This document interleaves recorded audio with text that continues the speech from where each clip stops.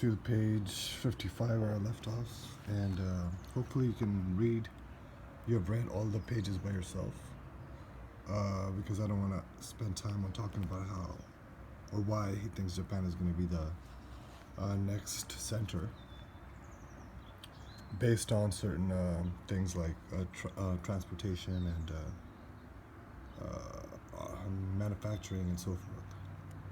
So the last paragraph says that it is possible that Japan will decline to pursue the political role of the economic center, choosing instead to limit its influence to the Western nations of the Pacific. But such a decision is similar to its earlier dream of a greater co-prosperity sphere, and they still remember that memory. So it is unlikely to be able to restrain its desire for power, and ultimately it will seek to create the conditions throughout the Pacific sphere that will permit it to emerge as a center. Perhaps its current reluctance to trumpet such an ambition is disingenuous, a deliberate strategy to confuse its competitors. Perhaps it only pretends to play with the idea that it does not wish to be the center, and tells us this so we will mistake its insistence for its intention, just so that Japan has a better chance to triumph over all rivals. So at 1990, he thought Japan might be playing a game by acting not to want to be the center. So then on the next page, 56.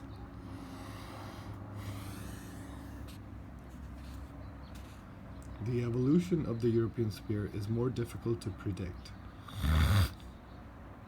Until quite recently, its future seemed to be clear. 1992 was going to bring about a fortress Europe. But the predictability of the western half of Europe moving alone towards economic integration was derailed by the unforeseen events of 1989. One Europe is possible again, but so are nationalist and irredentist splintering, conflict, and regression. Political integration in the West remains fragile. Democratization in the East remains at risk, and the two parts of Europe are finding it exceedingly hard to join together economically. So the unforeseen events of 1989. This is an important thing because most people think that, the changes in their country happen because of the president in power or politics or arguments between different people.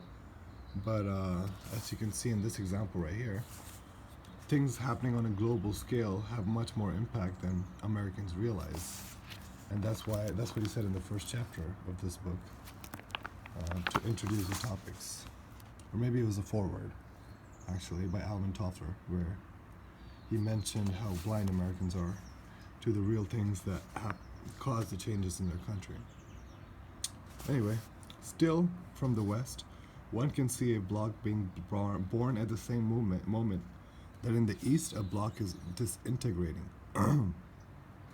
Countries bouncing from the periphery to the hinterland and simultaneously from dictatorship to democracy hesitate to join a new bloc, but they will nevertheless be forced to do it. That's what I'm talking about. These geopolitical changes are impacting everyone. One day all of Europe will be united, one way or another, replete with continental institutions.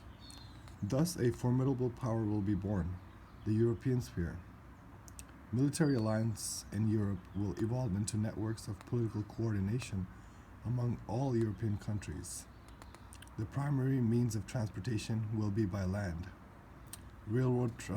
Examples. It isn't certain who will dominate and where the center will be. And Europe also wants to have an archipelago wired and covered by speed train tracks from London to Milan, passing Brussels, Paris, and Frankfurt. This might be the center, and controlling the capital cities allows this corridor from London to Milan to determine the movement of trade and commerce. So regulating trade and commerce is critical for the center, as American geopolitical history of the last century will clearly show. Because it has spent decades in forced exile from the rest of Western Europe, it will be decades more before Berlin can contend for the center with the advantages of the London, Milan, corridor. The probable European center also has its handicaps. It does not control all the technologies of the future, and its population is aging. The demographic growth, creativity, and the export orientation of Southern Europe pose a challenge to the dominance of this more northerly zone. And then in the end, the center of the European sphere will be located in the place that develops the most advanced trans-European transportation and communication systems, and becomes a center of research and innovation, and possesses the social cohesion that will best enable the management of a continent in the midst of social upheaval. So he's just talking about what will happen in Europe, because he just spent all this time talking about East Asia. So I'll come back to this for the next video, talking about the competition between the European sphere and the Asian sphere.